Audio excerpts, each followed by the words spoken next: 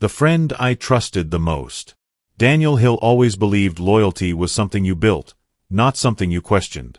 At 32, Daniel had survived enough in life to know that people came and went, but Derek had stayed. Through college stress, job rejections, family drama, and late-night dreams, Derek was always there. Or so Daniel thought. They met at 17, both broke, both angry at the world, both promising each other they would never turn into men who betrayed their own people. "You're my brother," Derek used to say, clapping Daniel on the shoulder. "And you're stuck with me for life," Daniel would reply. They laughed about it often. Daniel now worked as a project coordinator at a fast-growing tech logistics company in Atlanta. It wasn't billionaire money, but it was honest work, and for the first time, he felt stable. He lived in a modest apartment, drove a used Honda, and sent money to his mother every month without complaints. Derek, on the other hand, was still struggling. "You're lucky, man," Derek said one evening as they sat on Daniel's balcony, city lights glowing below. "God really came through for you." Daniel shook his head. "Luck had nothing to do with it. I worked for this. You'll get there too." Derek smiled, but his eyes didn't. Daniel didn't notice that look then. He trusted him too much to question it. That night, Daniel told Derek something personal, something he had never shared with anyone else. "I'm up for a promotion," Daniel said quietly. "But it's confidential. If it works out, it could change everything." Derek's eyebrows lifted. "For real?" "Yeah. Bigger pay. Bigger responsibility. I'm nervous." Derek raised his drink. "To your success, brother." They clinked glasses. Daniel didn't know that moment would become the beginning of his betrayal. The first sign came quietly. Daniel noticed Derek asking more questions than usual. "So who's your supervisor again? What time do you usually leave work? Does anyone else know about the promotion?" Daniel answered casually. He had no reason not to. Then things started to feel off. One afternoon, Daniel walked into the office and sensed tension. Conversations stopped abruptly. A coworker avoided his eyes. Another gave him a forced smile. At lunch, his colleague Naomi leaned closer and whispered, "Is everything okay with you?" Daniel frowned. Why wouldn't it be? She hesitated. "I thought you knew." "Knew what?" She lowered her voice. "Someone reported you.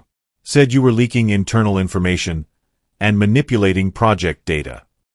Daniel felt the room spin. "What?" he said sharply. "That's a lie." Naomi nodded. "I know. But management is investigating." Daniel's mind raced. Only one person outside the office knew anything about his work details. Derek. That evening, Daniel called him. "Bro, did you talk to anyone about my job?" Daniel asked carefully. Derek laughed. "Why would I do that?" Daniel forced a smile, even though Derek couldn't see it. "Just checking." "Relax, man. I'd never do you like that." Daniel wanted to believe him. But deep down, something cracked. That night, Daniel stared at his ceiling, replaying memories, moments he once called loyalty. And for the first time, he asked himself a painful question. What if the person I trust the most is the one hurting me? The investigation moved faster than Daniel expected. By Wednesday morning, an email summoned him to Human Resources. The subject line was polite, almost harmless, but his chest tightened the moment he read it. Mandatory meeting regarding internal concerns. Daniel dressed carefully that day, as if neat clothes could protect his integrity. As he drove to work, memories flooded his mind. Late nights fixing bugs, weekends sacrificed, moments when he chose honesty over shortcuts. Inside the HR office, the air felt heavy. Two managers sat across from him. A tablet rested on the table, glowing with documents Daniel had never seen before. "We received an anonymous report," one of them began. "It suggests you shared internal project timelines with an external party." Daniel shook his head immediately. "That's false. I've never done that." They slid the tablet toward him. Screenshots. Messages. Detailed project information. His heart pounded. I didn't send this, Daniel said firmly. These aren't my messages. But the source claims you discussed these details verbally, the second manager said. With someone outside the company. Daniel swallowed. Only one person fit that description. I talked to my best friend, Daniel admitted. But I trusted him. I never imagined. The managers exchanged looks. We'll continue the investigation, one said carefully. For now, we're placing you on temporary leave. Temporary leave. 2 words that crushed his lungs. When Daniel stepped outside the building, the Atlanta sun felt harsh. He pulled out his phone and called Derek.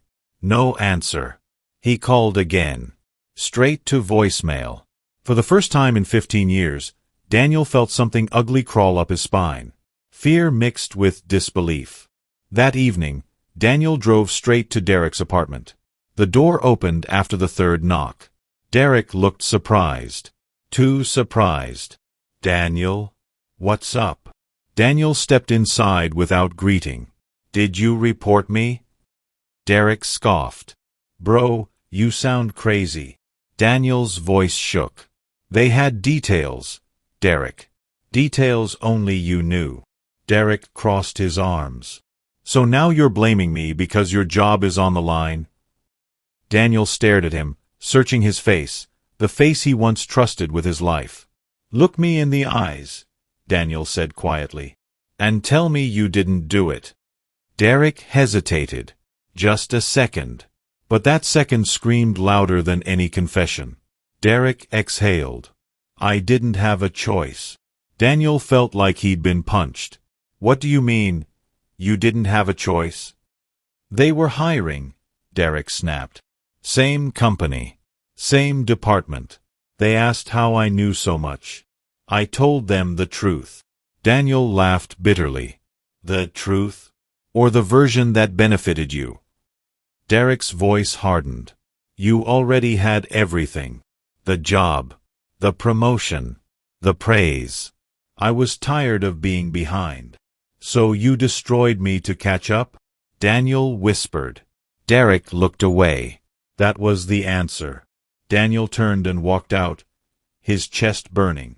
Behind him, Derek called out weakly, It wasn't personal. Daniel didn't turn back. Because betrayal never feels personal, until it destroys you. The suspension became a termination. No promotion. No appeal. No apology. Daniel packed his office in silence, while co-workers avoided his gaze. Rumors traveled faster than truth. At home, the bills didn't stop coming. Neither did the silence. His mother called one night. How's work, my son? Daniel paused, then answered gently, I'm between jobs. She didn't press. But when the call ended, Daniel sat on the floor and cried, not loudly, not dramatically, just the quiet tears of a man grieving a life he built honestly. He blocked Derek's number. Not out of anger. Out of survival. Weeks passed. Then months. And slowly, Daniel began to understand something painful. Sometimes, betrayal doesn't come from enemies. It comes from people who envy your growth but smile while watching you fall. Rock bottom wasn't loud. It didn't come with sirens or dramatic moments. It came quietly, when Daniel stood in line at the grocery store, calculating which items to remove because his card balance was low. It came when he ignored calls from friends because he was tired of explaining. It came when he sat in his car outside his apartment one evening, hands on the steering wheel, unable to go inside because the silence felt heavier than the night air. Daniel had always been the dependable one. Now he felt invisible. One morning, while scrolling through job listings, his phone buzzed. A message from Naomi. I never believed the accusations. If you ever need a reference, I'm here. Daniel stared at the screen for a long time. Someone believed him. That small truth became his oxygen. He replied with a simple thank you.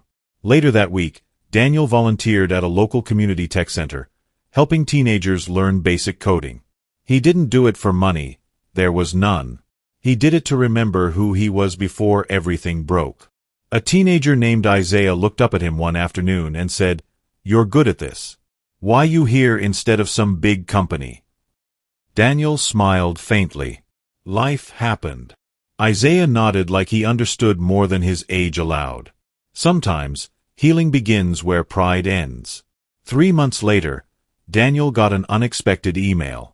A startup founder named Elaine Carter had reviewed his old work online. "Your projects speak louder than rumors," the email read. They met at a coffee shop downtown.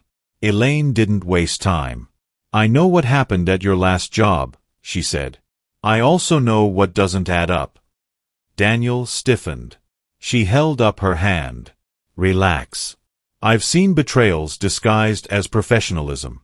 I'm offering you a chance, not pity." She offered him a contract position. Not glamorous, but honest.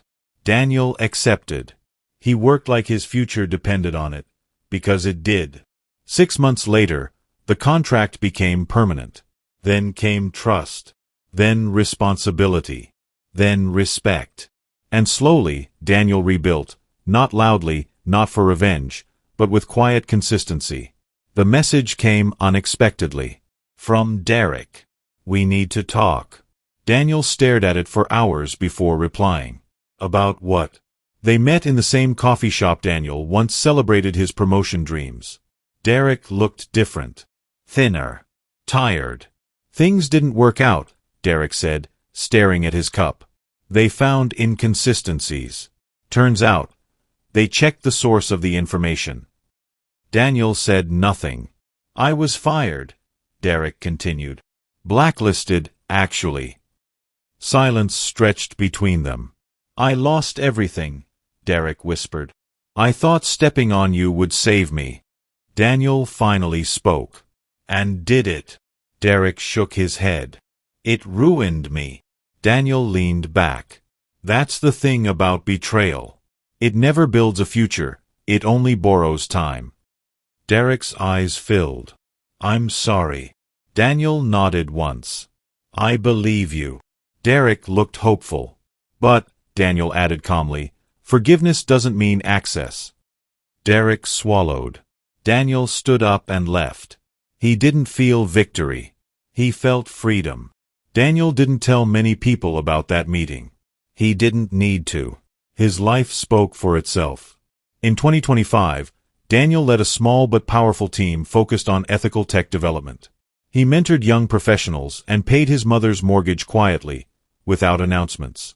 One evening, Naomi joined him on a walk. "You ever regret how things ended?" she asked. Daniel shook his head. "No. Because I learned who deserved my loyalty." He paused. "And who didn't?" The city lights reflected in his calm eyes. Betrayal broke him once, but it never owned him. Trust didn't return to Daniel all at once. It came slowly, like a cautious visitor knocking gently instead of barging in.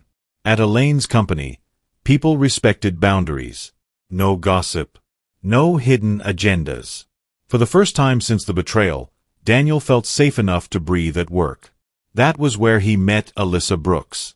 She joined the team as a communications strategist, sharp-minded, calm, and observant.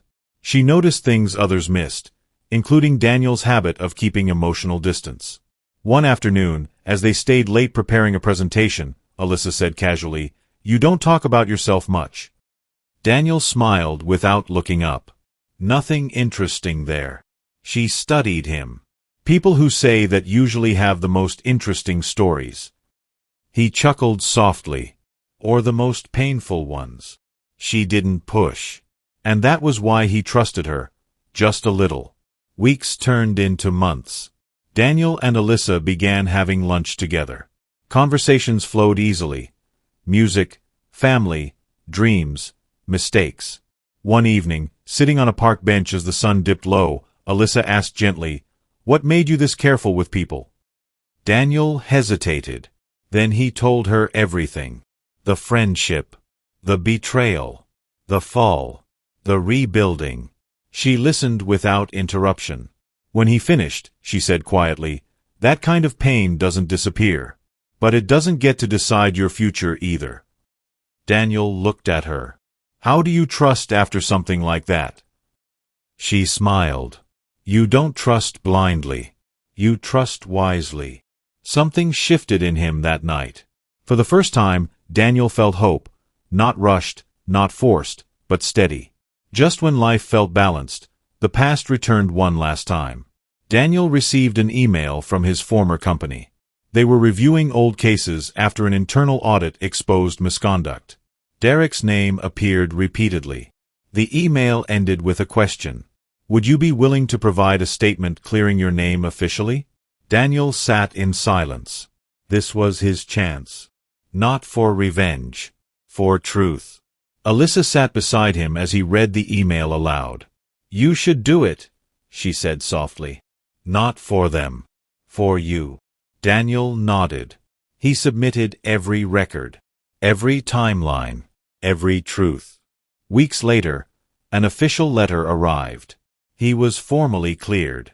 The accusations were declared false. His integrity restored. Daniel didn't celebrate loudly. He simply exhaled. Daniel visited his mother that weekend. She held the letter with trembling hands. I never doubted you, she said firmly. But I'm glad the world finally caught up. Daniel hugged her tightly. Later that evening, he sat alone on the porch, watching the stars. He thought about Derek, not with anger, but understanding. Some people betray you because they don't know how to rise without pushing someone else down. Daniel had learned differently. In 2025, Daniel stood in a small community hall, addressing young professionals. Loyalty isn't about how long someone stays, he said. It's about how they treat you when you're not winning. The room was quiet. Alyssa stood in the back, smiling. Afterward, she hugged him and whispered, I'm proud of you. Daniel smiled back. I'm proud of who I became. Daniel lost a best friend. But he gained clarity. He gained peace. He gained a future built on truth, not illusion. Betrayal broke his heart once. But it also taught him this unshakable truth. Not everyone who walks with you is meant to walk forever, and losing the wrong people can be the greatest protection of all. Daniel thought closure meant silence. He was wrong. One Tuesday morning, while reviewing reports at work, his assistant knocked gently. There's a woman asking for you downstairs, she said. She says it's urgent. Daniel frowned. Did she give a name? She said, her name is Keisha. His heart skipped. Keisha was Derek's girlfriend, the woman who once called Daniel family, and cooked for both of them on holidays. Daniel hesitated, then nodded. Send her up. When Keisha entered the office, she looked nothing like the confident woman Daniel remembered. Her eyes were swollen. Her shoulders sagged. I didn't know where else to go, she said quietly. Daniel gestured for her to sit. She took a deep breath. Derek lied to me. About everything. He told me you betrayed him first, that you stole opportunities from him. Daniel exhaled slowly. And now? He asked. Now I know the truth, she said, tears spilling. I found emails. Messages. He planned it. He used you. Daniel felt no anger, only a strange sadness. I'm sorry, Keisha whispered. I should have questioned his story. Daniel nodded. We all believe what protects the people we love. Keisha left with quiet gratitude. Daniel sat back in his chair, realizing something important. Betrayal rarely stands alone. It creates ripples that eventually return to shore. That evening, Daniel told Alyssa about the visit. She listened, then asked, Did it reopen old wounds? Daniel considered it. No. It closed one. Alyssa smiled softly. That's growth. Their relationship had grown naturally. No rush, no fear. They supported each other's ambitions, respected boundaries, and talked openly about pain. One night, Daniel admitted, I was afraid loving again would make me weak. Alyssa shook her head. Love doesn't weaken you. Pretending you're not hurt does. For the first time in years, Daniel believed that fully. News traveled quietly but firmly. Derek had tried to get another job, then another. Each time, the truth followed him. His reputation became his prison. One night, Daniel received a voicemail. It was Derek. "I understand now," Derek said, voice shaking. "You didn't lose anything. I did." Daniel deleted the message without responding. Some lessons don't need replies. Months later, Daniel received an invitation to speak at a regional leadership summit. The topic: integrity in competitive spaces. He almost declined.